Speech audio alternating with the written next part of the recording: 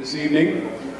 A couple housekeeping items before we get started. If everyone, out of courtesy for everybody in attendance, could make sure your cell phones are turned off or on mute so that doesn't interrupt any of our candidates while they're answering questions this evening. Also, I'm supposed to remind you where the restrooms are located, but I'm not sure where they're at. They're in the back. There you go. And if you're not aware, we do have pads of paper on the ends of the aisles and some pencils available. You might have to share with your neighbors. Just pass them up and down the aisle or raise your hand and we'll have one of our runners get you pencil and paper. Any question that is asked tonight needs to be submitted in writing and passed down to the question table. And just raise your hand and we'll have one of the runners come around and grab your question and bring it down to the table. Also, just a reminder, as you submit questions, let's make sure we ask questions regarding the issues and not individuals, and make sure it's a question that everyone can answer on this panel. So, that being said, let me just thank a few people for sponsoring this event tonight. First off, the Ottawa Area Chamber of Commerce and the Legislative Action Committee, the Franklin County Farm Bureau, and American Legion Post 60. Also, thank you to the City of Ottawa for letting us use Ottawa Municipal Auditorium, and thank you to Matt from the City of Ottawa for filming and putting this broadcast on the Government Access channel. So, to get started, we're going to allow each candidate a 2-minute opening response to tell us why you are running for USD 290 School Board. And I'm just going to start here at the end of the table. Mr. Elder, if you want to begin.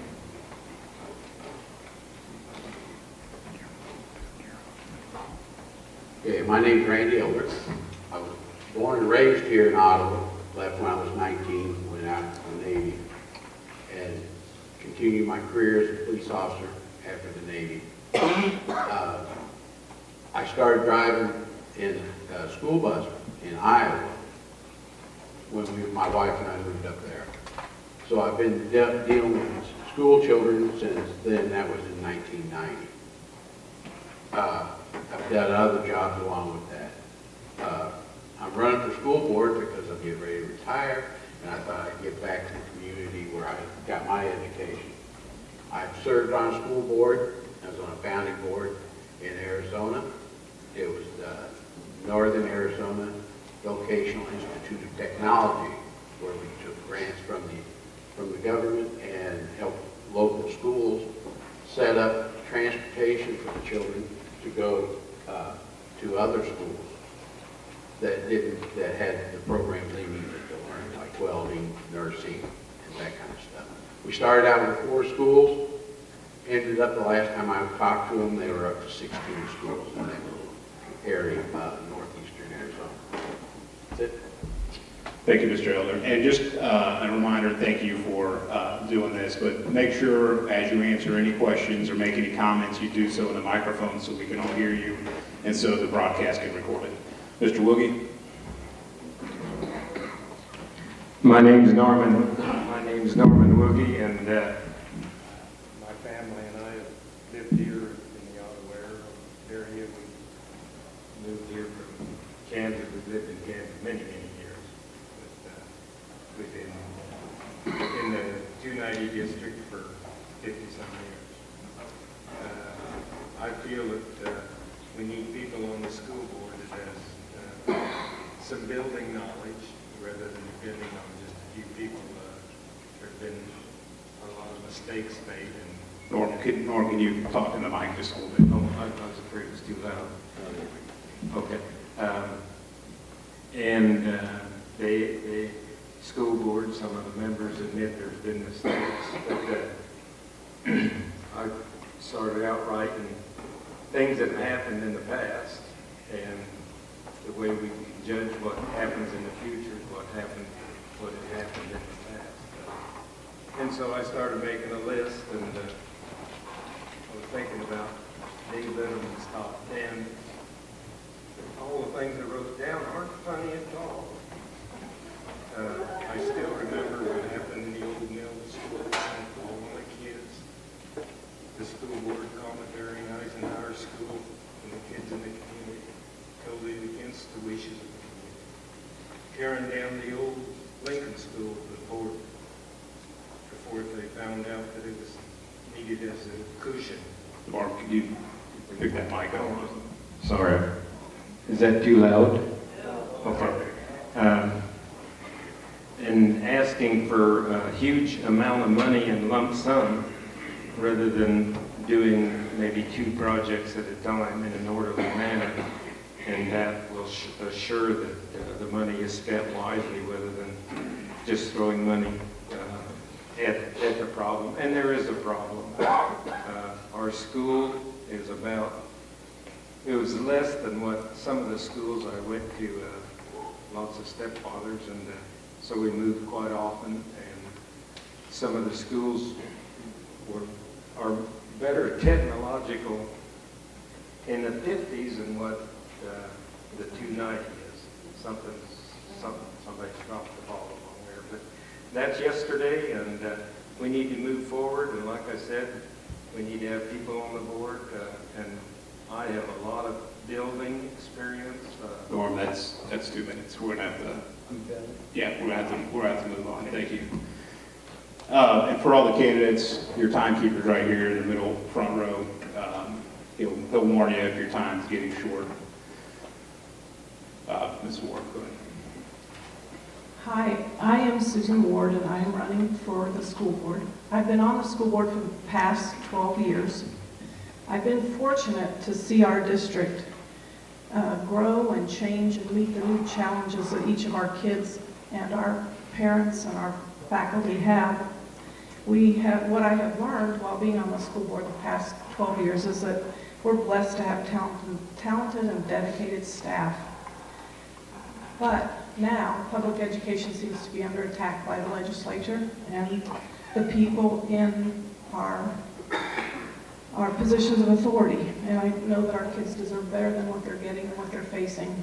So I am running because I feel passionate about kids, doing the best for them that we can, given the monies that we have, and I've always put kids first.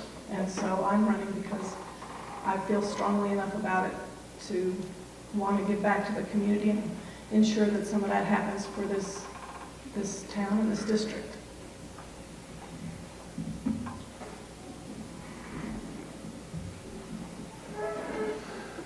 Good evening, I'm Harold Wingert. I'm running for school board.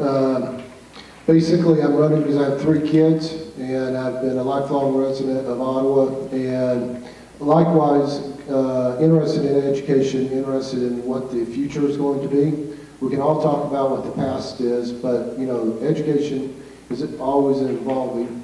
And, we're talking about some major issues, whether it's a bond issue, it's whether we're a budget with Topeka, whether it's a federal budget. A lot of major issues coming up, even Common Core is under attack now.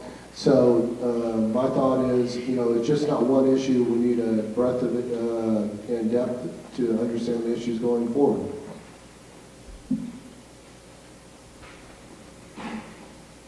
Good evening, my name is Brittany Potter. I'm running for the school board as well. I am a graduate of USD 290. I moved here in 2001 to help care for my grandpa, he was in Ottawa for many, many years as a farm bureau agent, actually. And I moved here, finished middle school, finished high school, graduated. Now my family lives here, my husband and my 3 kids. I have 2 that go to Eugene Field, and then I have a toddler that someday will go, hopefully, to the new elementary school when we get this bond passed. I've also gone to Baker and got my bachelor's degree through them, as well as Johnson County Community College. I've taken classes at Neosho County Community College and Kansas City, Kansas Community College. So education is a priority for me.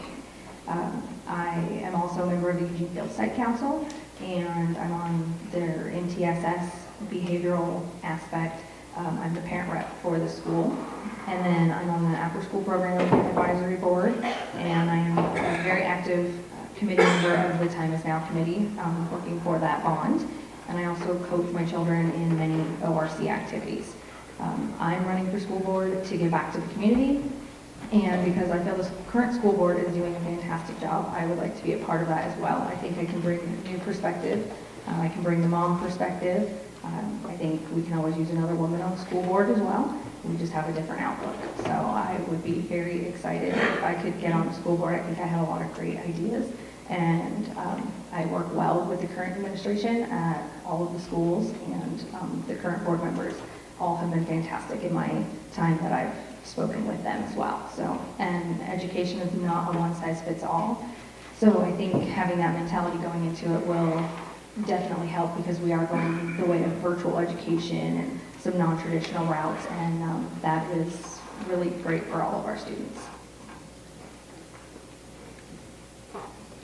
Good evening. Excuse me. My name is Dave White. I'm running for school board for my second term on the board. I've been on this, concluding my first four-year term this year.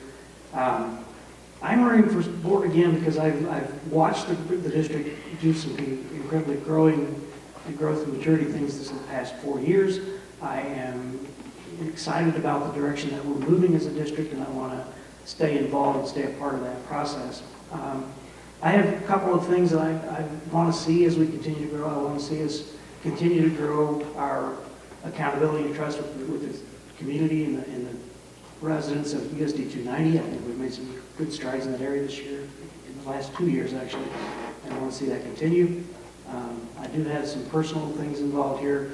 I am the parent of, the father of 8 children, 5 of whom are still in USD 290, and next year 4 of them will be in the high school. So I'm looking forward to seeing some of our curriculum strength and growth over the next few years.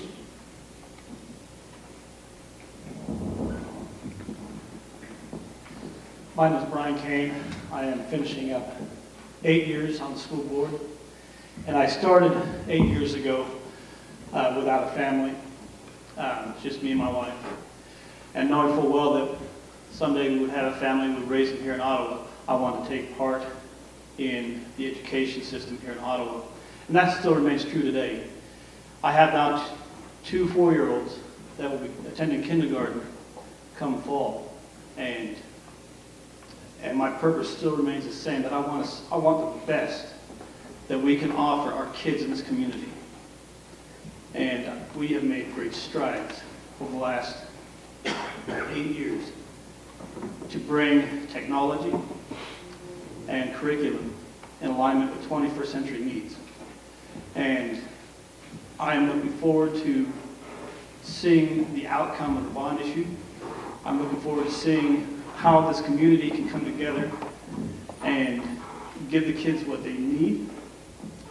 And I'm also looking forward to working with our board as a whole in cooperation with city and county officials as well, because it takes an entire community to move the community forward. And I am blessed to be in a community that is forward-thinking and in a community that puts a lot of trust and faith in its elected officials. Thank you. I'm going to start with Mr. Woogie this time, and we're going to give you each 60 seconds to answer this question. Do you support the bond issue that's currently being proposed, and why? Mr. Woogie, we start. I do not support the bond issue the way it is. It's a tremendous amount of money, and you divide that out by all the people in Ottawa, it's going to be quite a burden. I think that it needs to be broken down into stages where a couple of the projects are done and well watched, because in the past we've had lawsuits where work wasn't done properly, and I've been, a lot of my life I was in inspection, and I tend to watch things pretty closely. Go to a lot of the school board meetings, and I just think that it's just a tremendous amount of money to just be handed over to them. Thank you. Ms. Orr. I do support the bond issue. I think that passing the school bond issue is crucial for our children, for this community. We currently know that our elementaries are overcrowded.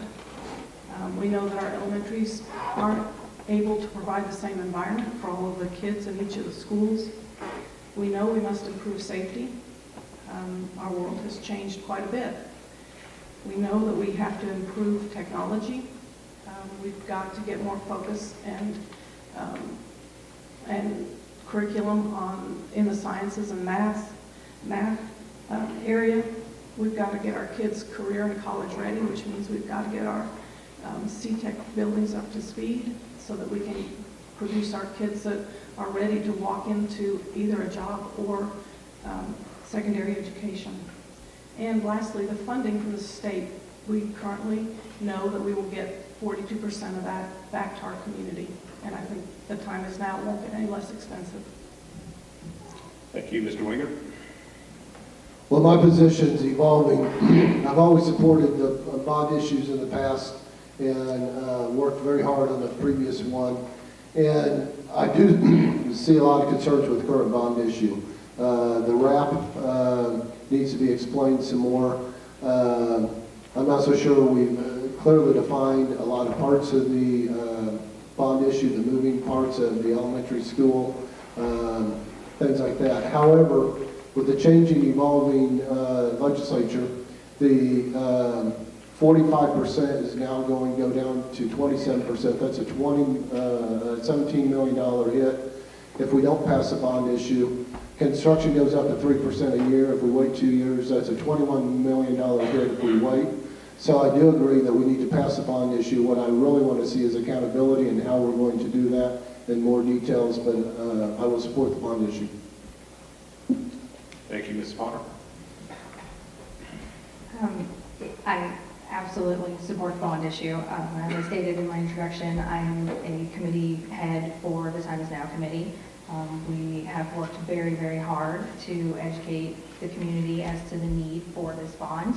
And we absolutely need this. Our kids, I just do not want to see the kids of this district get caught behind and lost in the past because we're afraid to take the steps into the future. And we have 16 career programs or career pathways through the high school and a completely outdated C-Tech building. We have 12 science classes that we offer, and the science labs haven't been updated since they were built in the 60s. Science is huge, especially right now. A lot of careers involve that. These kids, they deserve it. We have 250 kids in performing arts. That's a third of the high school, and they have no place to practice. They do debate in the hallway against lockers. My kids at Eugene Field are in closets for their computers. It's a need and not a want, and absolutely yes. Mr. White. The question for me is not so much do I support the bond issue. The bond issue is a means to an end. What I support is the growth of the programs that we need in our community to make our kids able to compete in the economy as we move forward. As Ms. Potter already stated, we have programs that need to grow. There is no space in the high school for those programs to grow. We do have some needs in our younger primary grade level buildings where space is a premium. It is time for us to grow. When we originally voted to move forward with the bond issue, I was quite frankly scared to death of the cost. My colleagues would probably verify that for you if you ask them. But I do believe, after looking at all the details, that the time is now, as the slogan states, and that the time will not be in the future because money will get too expensive for us to be able, and the cost to the district will be too great. Ms. King. I absolutely support this bond issue for several reasons, one of which are my two kids. My nieces and nephews, my neighbors' kids. Because my kids and the kids of this community deserve the best that we can give them. And this bond issue is a step in the right direction to give them the technology, the facilities that they need to compete in the economy that we have today. A global economy that in America we are falling behind. And I believe that we need to continue to strive forward and continue to build upon what our founding fathers have done many years ago in finding this community. We have a lot of great things in this community, and education needs to be at the top of that list. Because with education comes job opportunities, it comes, my time's up. Mr. Eldon. I was in a quandary for the bond issue until it was explained to me how much money we're going to lose and the cost of waiting to have that money brought in to get the buildings done. Elementary school, there's one that definitely needs to be replaced, Eugene Field. It's overcrowded, it's really outdated. Now, I was the second class to graduate out of the high school, okay? It's not that old. They made a lot of additions to it as the city needs it. The children is my primary concern. I want to see them get the education that they deserve. But we also need to watch and see how they're being taught. Help them get that as frugal as we can, but still be able to provide for them. Thank you. We're going to give you 60 seconds each again on this next question. There's been a lot of talk about Common Core and education. Do you support this Common Core? And if so, why? If not, why? And I'm going to start with Mrs. Ward this time. I am supportive of the Common Core. I've watched our curriculum grow and change over the past 12 years. I've watched the expectations of our children to compete in the global economy get ratcheted up. It is amazing. Even I have 3 kids, and they are all from the same household, although you would think that they each came from a different planet because they're all so different. And my boys who are older say they're amazed at what their younger sister has to learn and has to be challenged with now, and that was only 4 or 5 years ago. So I think that the Common Core has helped us strengthen our curriculum, strengthen the rigor with which we are making our kids adhere to standards, and so I am in favor of the Common Core, and I've seen it do great things. Mr. Winger. My wife is a big supporter of Common Core, and thus I'm a big supporter of Common Core. And she is educating me daily about Common Core, and I do think it's interesting that you would let politicians who know nothing about education actually have an opinion on Common Core until they get educated.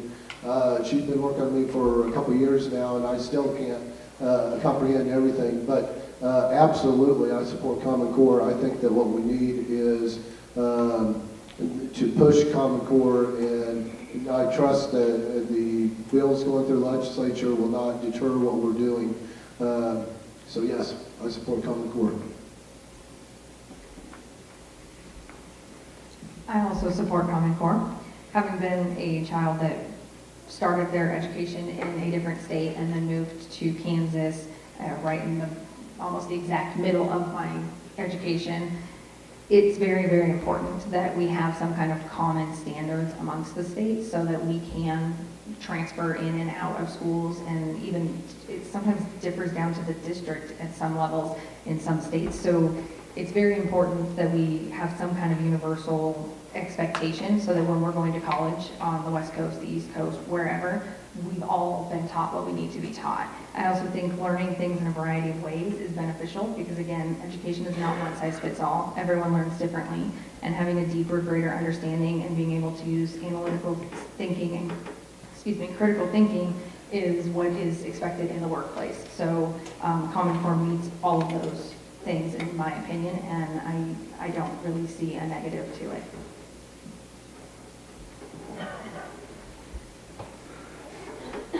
I am rather ambivalent about Common Core as a topic.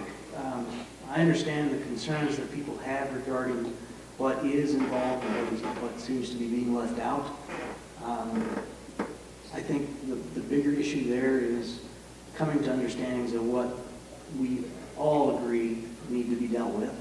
I think the way we do that is using a frame, something like Common Core that does get into detail and into some rigor, but understanding that there are things that get teamed up and put with other things. And that's the reason other people there are a lot of people that are upset about Common Core is because it doesn't have an individual category for everything that they grew up in. I think there is a concern for that. But as far as the need for some rigor and relevance and common information to be taught and shared, I think there is some valid parts for that. So in my mind, Common Core is a possible way forward. But I'm not opposed to it, I'm not against it.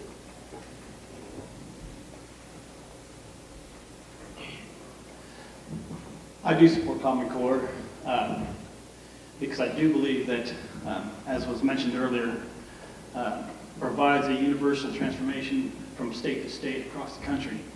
And that's something that we've lacked tremendously in this country for many years.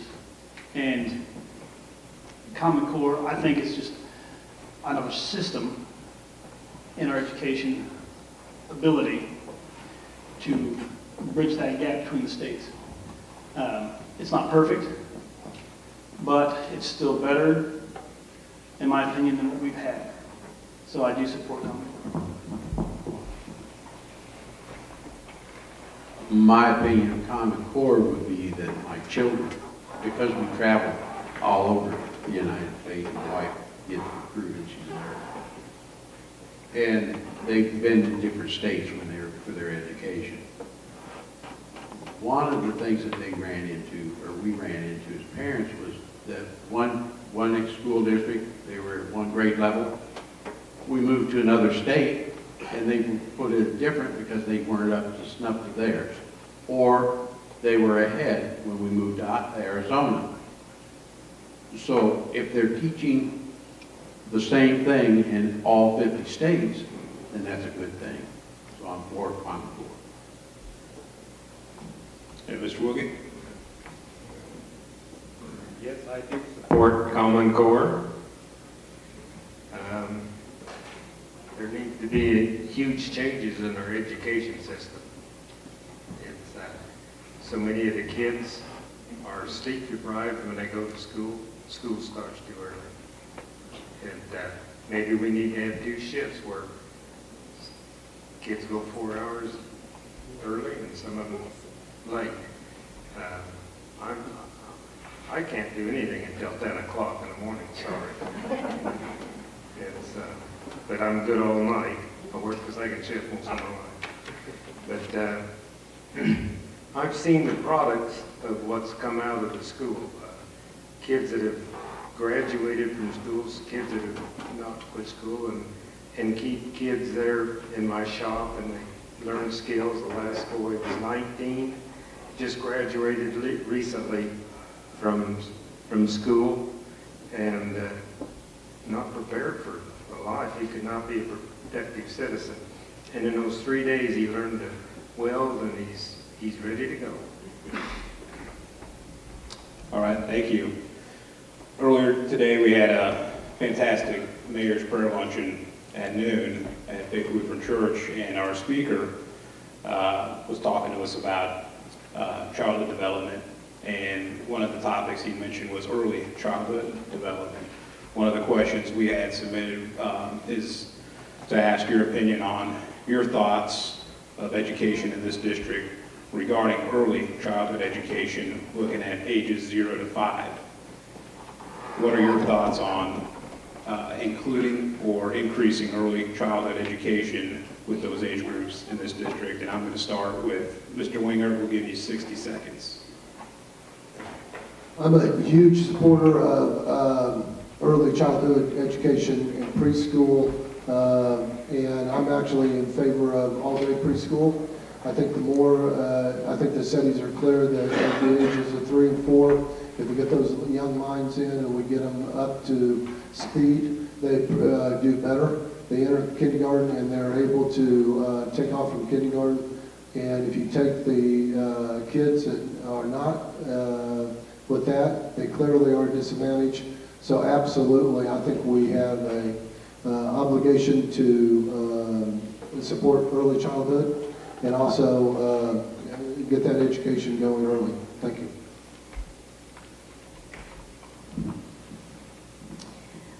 I actually worked in early childhood. I worked at a daycare for many years in high school and shortly after, and I've actually taken a lot of classes, been in Stella Clark's class, and learned a lot from her. And I am very, very in favor of early childhood education. I think the years 1 to 5 are just enormously formative years in everyone's lives. And watching my 1-year-old, I'd forgotten how much he learns on a daily basis, and he's 1. So putting preschools in the elementary schools, I think is a wonderful decision. I think it's great. The cost of private preschools can be enormous for a lot of parents, and we have a need in this community. We have a lot of free and reduced lunch, and parents that just can't afford to do that otherwise, and I think that's a great service. I also think parents as teachers, that's a service that I've used as well, is a wonderful service, and getting early intervention with some of these at-risk and high-needs families and children is just, it should be made a huge priority. It's so critical for their foundation of education for the rest of their educational years.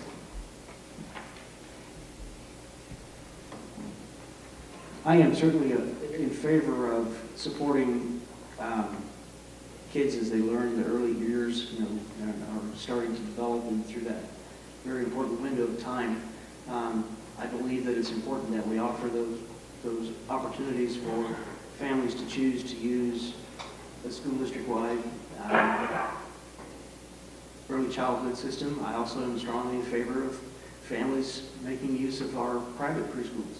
I think that's something that at that point in time, parents should choose what works best for them. That is primary and important. Families should choose that stuff. So I'm not opposed to early childhood. I think it's important that we provide it, but I'm also okay with families who choose to go the private route as well.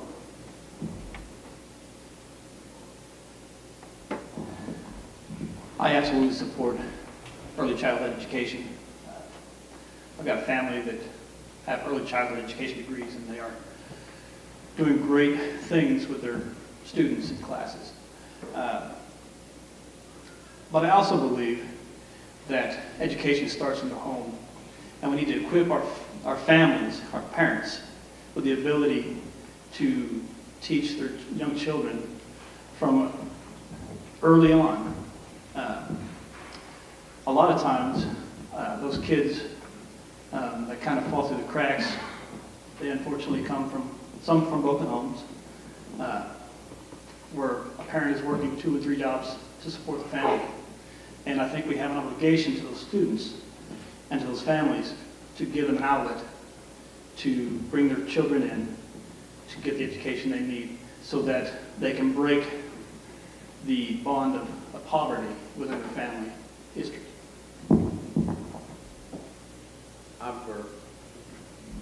I'm for early childhood training also in schools.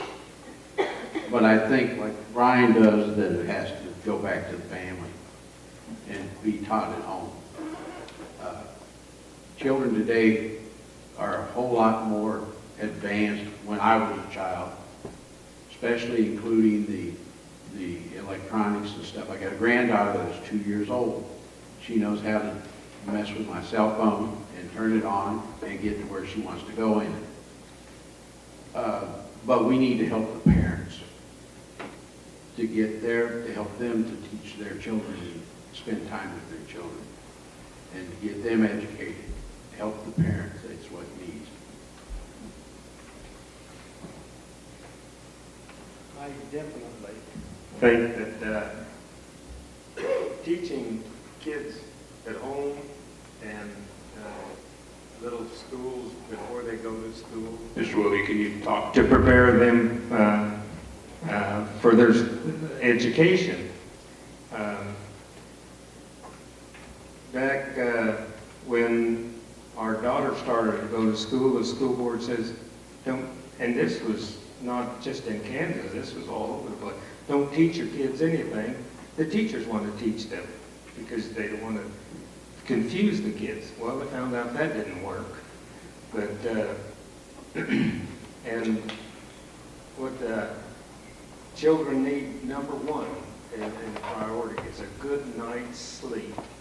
And I watched an educational program just a couple of days ago, and it was preschools need 12 to 13 hours sleep a night, elementary 10 to 12, and high school 8 to 10. And so many,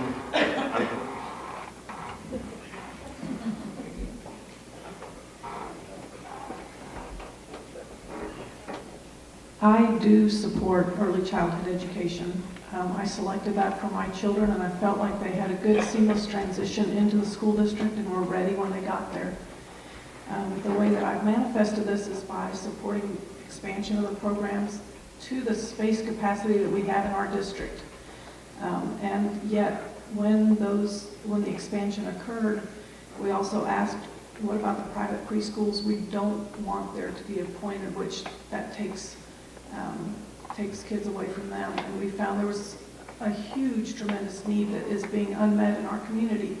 So I am supportive of it. I think we need to support it in word and deed and make sure that it's a seamless transition into the school. A couple questions submitted regarding block grants funding that has gone through the House legislator and the Speaker of Capitol.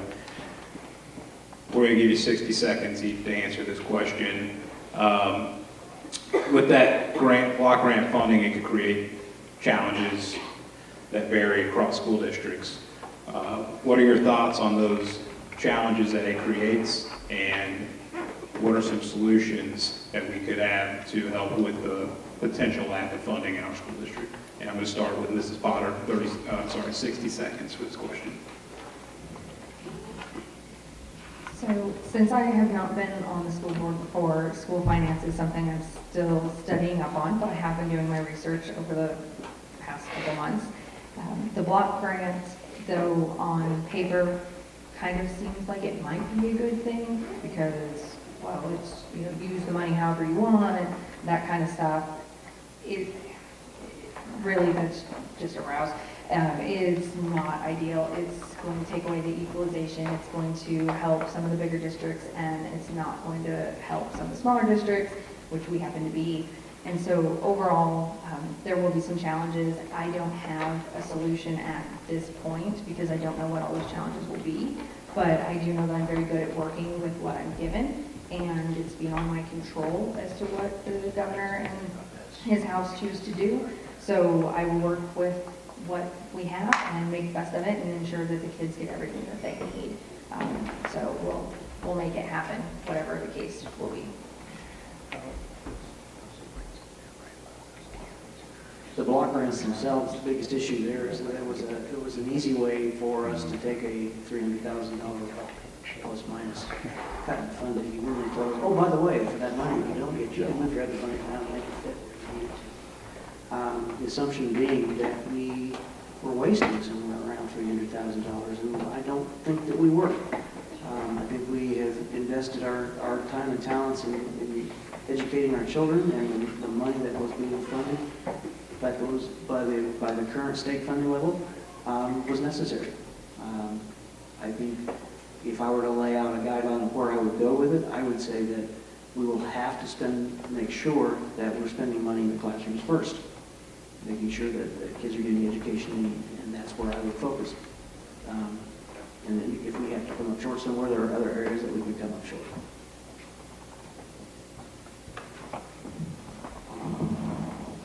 I think block grants overall are a bad idea for the state. The biggest issue for me is it freezes funding for our district and the districts around us at the current rate. So we lose money, and we lose money in the next 2 to 3 years. The biggest issue I have with block grants is the so-called freedom to move money around. It's a governor's ploy, I think, to force districts that have reserves to spend the reserves in ways that I think could be unwise. We have reserves in our district to pay for the shortfalls in current state funding or late payments from the state in special education. We have reserves so that our staff can get paid when the state fails to pay us. Block grants overall are a bad idea.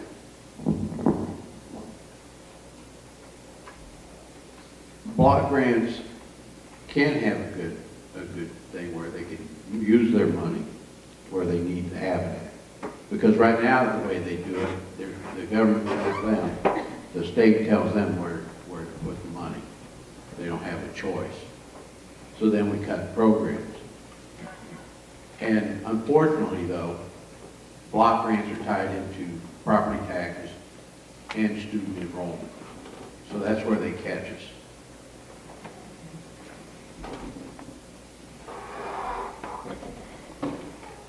I agree with Randy. I just think that we're in for change, and might as well buckle our seatbelts because things are coming, and I would just hope they're good things.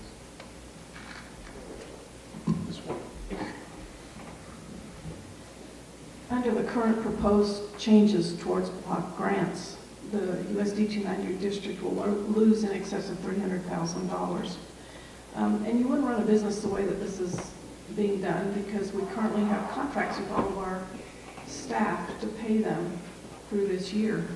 And yet the cuts come in the middle of the year. So what we've done to be good stewards is to try and keep reserves such that when these shortfalls or reductions in funding occur, that we're able to pay our staff so our kids can continue to have instruction and that we can put the money in the classroom where it needs to be. We've selected to not fill administrative positions and try to keep the money in the classrooms as much as possible.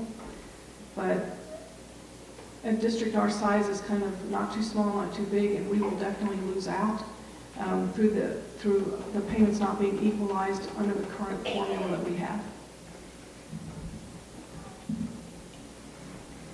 I was on the CLF board for 10 years, and when I got on the board, I heard about state funding. When I got off the board, I heard about state funding. In that period of time, we doubled our reserves, and we invested a lot into the houses that seal for the residents.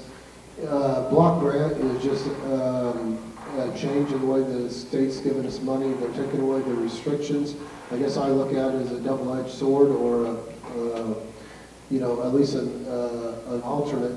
If you're going to cut the funding, at least you're taking away the restrictions. And it's been interesting because years gone by, we hear about that we can't spend money out of this bucket or that bucket because it's reserved for this or that. Second of all, we have a $17 million budget. They took away $139,000, but they restored it. And so this year's cut amounts to just about 1%. Next year is about 1.5%. So my point is, yes, it's not ideal, but it is something that I think is manageable, and I think it's going to be in the foreseeable future. Thank you. Okay, thank you again. Kind of along the same line of questioning, if the district were to see some financial challenges and cut or lack of funding, we'll give you 30 seconds each to answer this question.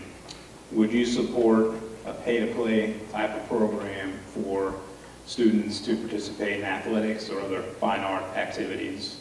And explain your answer, yes or no. And I'm going to start with Mr. White. 30 seconds. Would I support pay to play? If push came to shove and it was that or lose programs, yeah, I would support that. It's not an ideal situation. There are lots of people in this community that depend on the ability to access activities and programs as a way to keep actively involved in school. It is not a great way to do it. I know that in other states it's been done, but it is questionable whether it's really includes everybody. So. Having come from a state that has had pay-to-play for decades, I would be okay with it.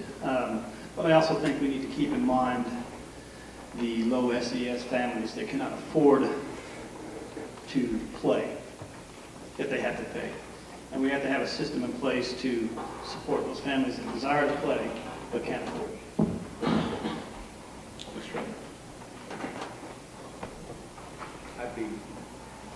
I'd be for the paid play, because we're gonna be shorthanded on money, and we need to come up with the money some way so they can continue to play, or do the performance with their music and that kind of stuff. They've done it in districts that I've worked at before, and it worked there. And the people that can't afford it, we need to figure out ways to help them so they can be able to play and pay their way through it. Mr. Woogie, 30 seconds. I support the music, and the kids have enjoyed it. They've had a lifetime of enjoyment. Sports are temporary. It's a short time. Very few of them go on with the sports, and it's kind of an entertainment and ego thing for the kids. I never went out for sports, and I didn't get damaged. I had more important things to do.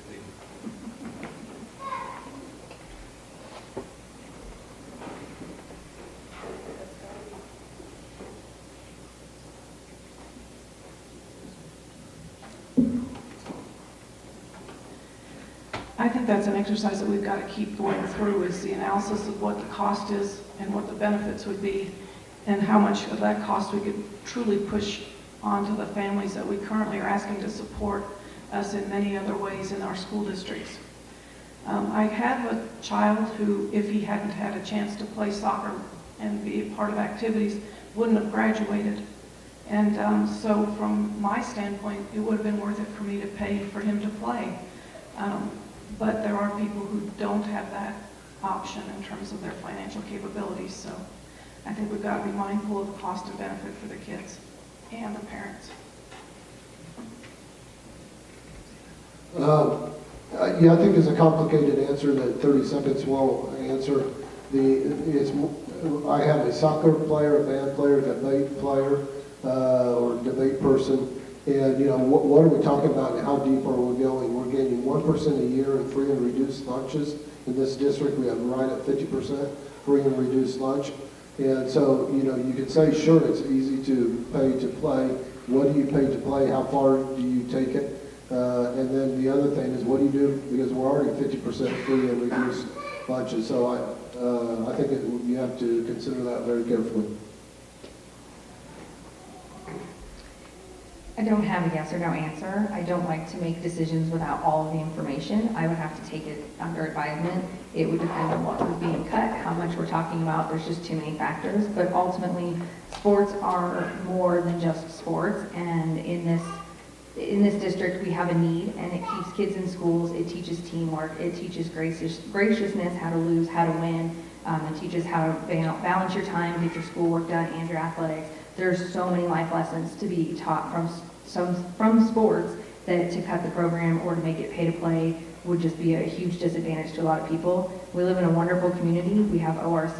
We have American Eagle that likes to donate. I'm sure we could come up with a very good solution to keep things equitable. Okay, thank you. Several of you have mentioned in your answers that our district has a high percentage of students on free or reduced lunch programs. If you're elected to the school district's board, how would you advocate for the large number of students who come from broken or poverty-stricken homes? And we'll give you 30 seconds to answer this question, and I will start with Mr. King. I think one of the ways that we already do advocate for these folks is through communities and schools, through the Elizabeth Layton Center, through our own staff. We've got a tremendous staff that look out for our kids in the classrooms. And we've got a great community of support through communities and schools to give these kids the things that they need. And I will continue to advocate for our young folks, regardless of their socioeconomic ability, but certainly more so for those with low SES, because those are the ones that will fall through the cracks.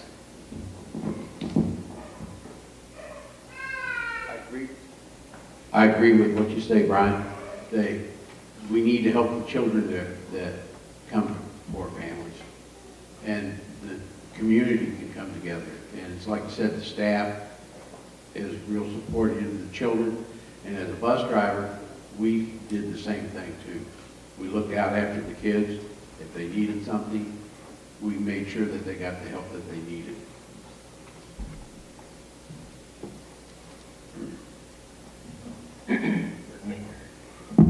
Free lunches.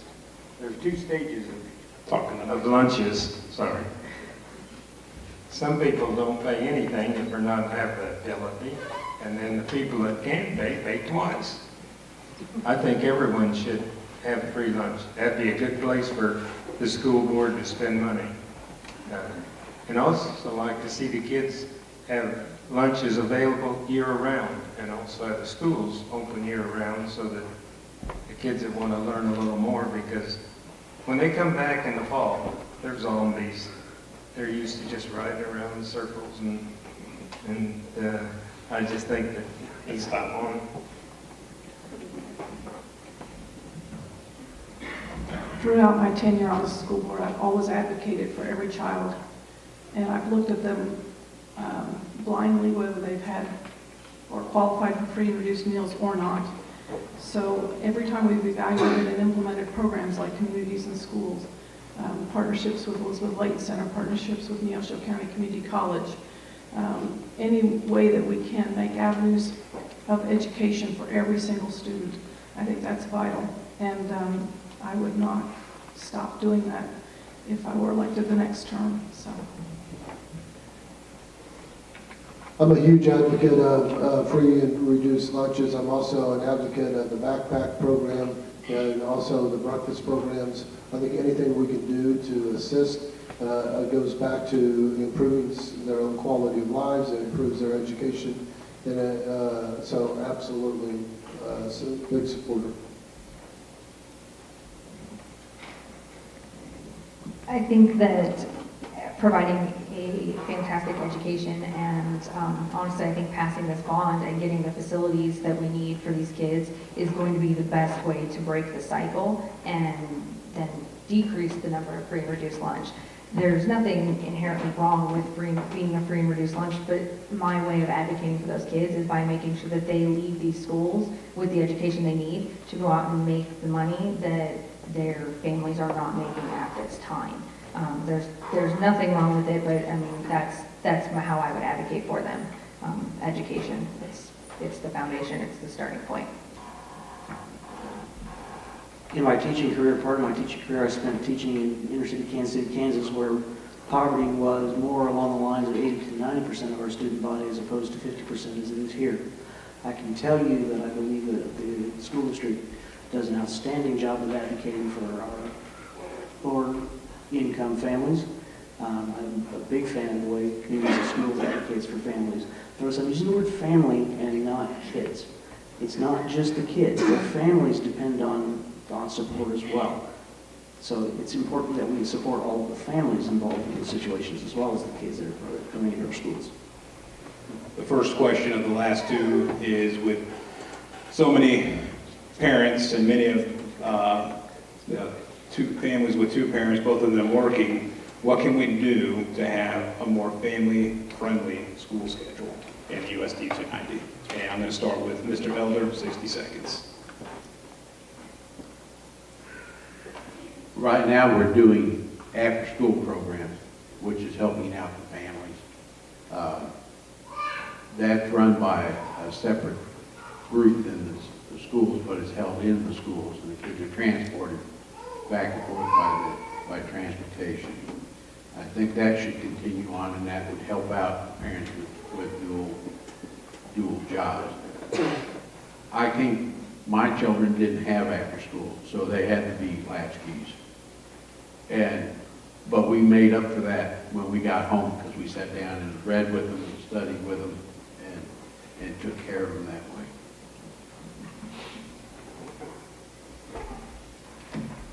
Well, there's definitely problems out there, and like I said, I'm a stepfather.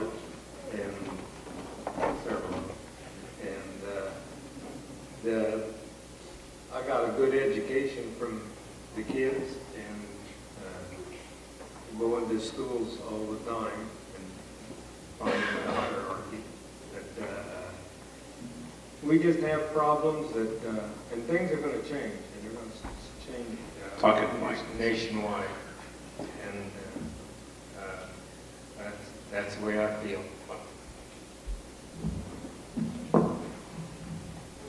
Having been a single mom with kids in this district, who've grown through this district, it's very difficult. But what I've seen our district be able to do is open their doors early so that kids can come in, and some of them show up at 6 in the morning, they eat breakfast there. We've partnered with ORC after school. We work with communities and schools to try and broaden our after-school program. We've funded that, we've helped that, we've supported that and a part of our responsibility in our expansion of support for those families. And that doesn't go away. It's a difficult challenge to know what hours we can open the schools, and there's no easy answer for that one, I can tell you.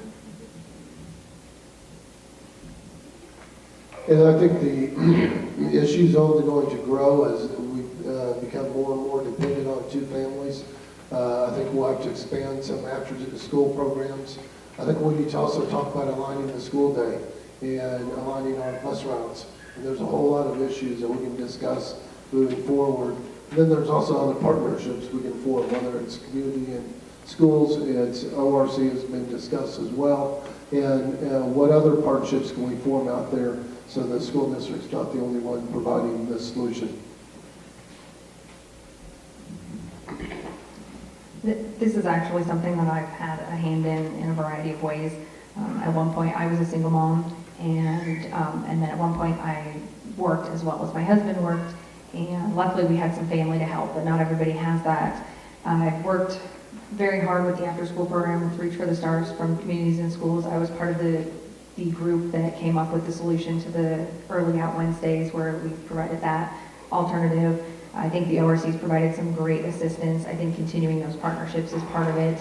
I think the new schedule that I don't know if that's official yet, but the new schedule that was proposed with the late starts for middle school and high school and getting out a little bit early every day for the elementary schools is a wonderful solution. I'll be part of the after-school program committee that works to now reformat our after-school program again to work with that. I also think that year-round school is an option worth considering. There's always going to be some challenges, but there's a way. So we'll make it work, and keeping those parents and those families in mind is important because there are a lot of them, and I can feel for them. I've been in that spot. Having two parents at work, I mean, that's the situation that I and my wife are in. It is something that we all face as parents. The key to the whole thing is making sure that we as a school district are listening to the needs of our families, hearing, developing some common sense structures around this is where we can help, this is what we can offer. One of the things that we already do is the after-school program in communities and schools does a fantastic job. We provide breakfast early in the mornings.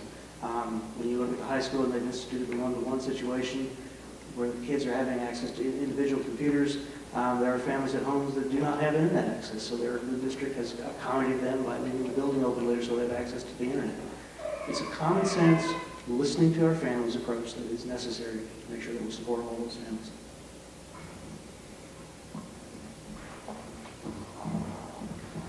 The great thing about our community is the support from the community itself. And we've got a phenomenal after-school program, both at the middle school level and at the elementary level. And Ms. Potter touched on it briefly. We do have schedule changes for next year, and I think that will help alleviate some stress. We've eliminated the half-day Wednesday completely for next year, and I think that's a step in the right direction to kind of help ease the burden of families trying to get kids from building to building and coordinating their work schedules. I will continue to support our after-school programs because they're important. my kids will eventually be a part of that because both my wife and I do work. And so I look forward to meeting some of those folks and get my kids involved because it's important to build not just a community of friends with my kids, but community altogether. Okay, this is our last question for everybody. And we'll give you 60 seconds to answer this question as well. What do you believe makes an effective teacher?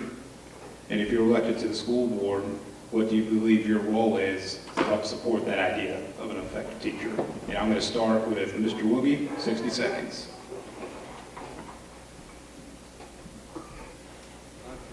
With kids quite a bit. The fact is, I was a little critical of the high school, and they said, well, why don't you teach a class? I thought I want to go.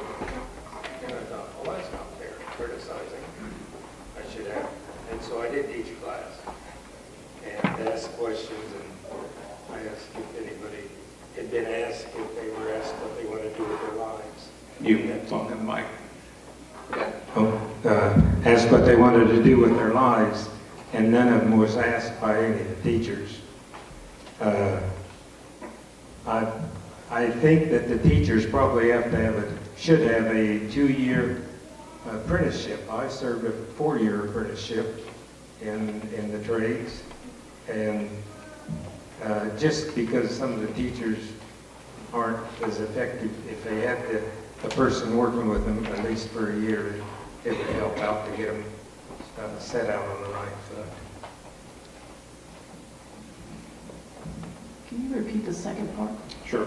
What do you believe makes an effective teacher? And if elected to the school board, how would you support that idea of an effective teacher?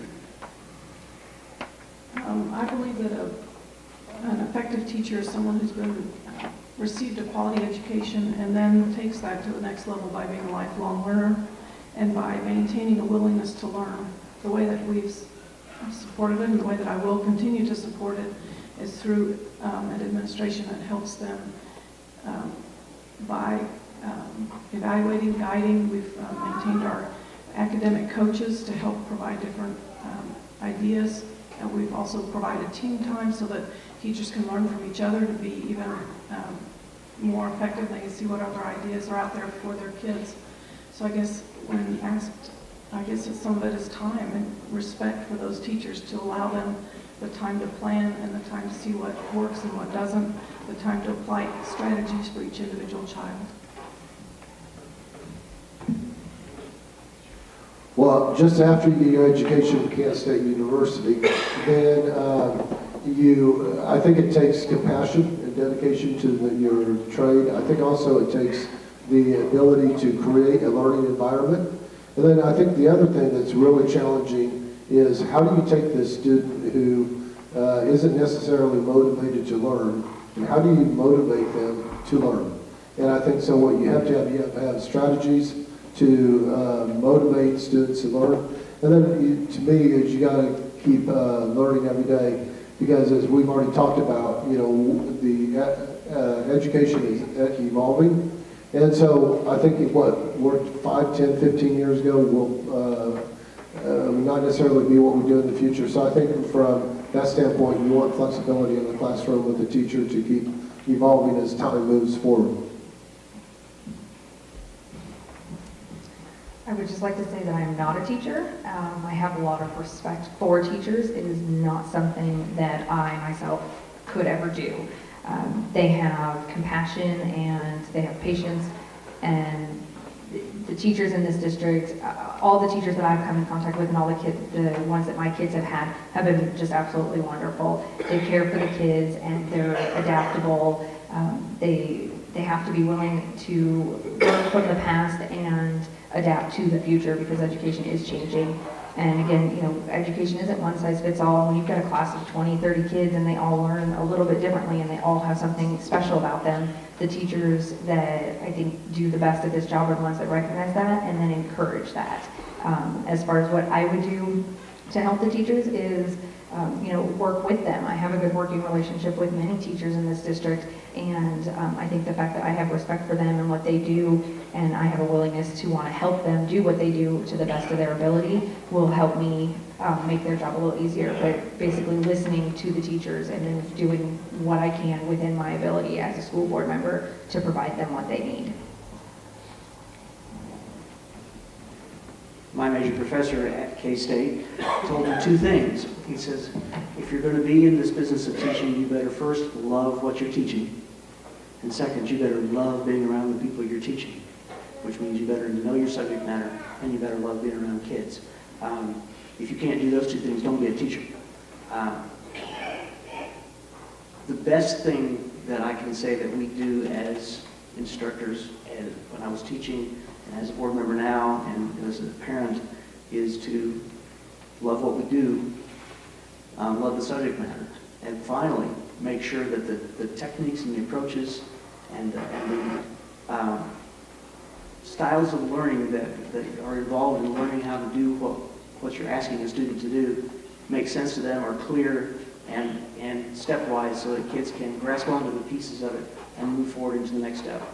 I think that's where we, as a school board and as a school district, support that through teacher evaluation, through teacher coaching, and all those kinds of things.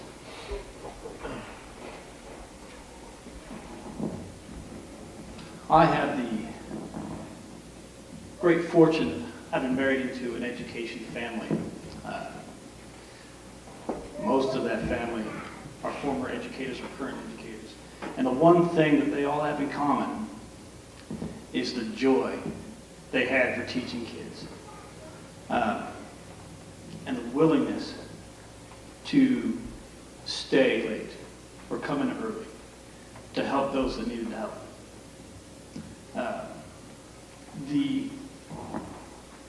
The things that I can do to help support that as a board member are to put best practices in place that they can adhere to and to strive for, to put building administrators in place that can help hire great educators, because as a board member, my job isn't to hire teachers, my job is to hire the superintendent, and it's her job to oversee the district and its employees.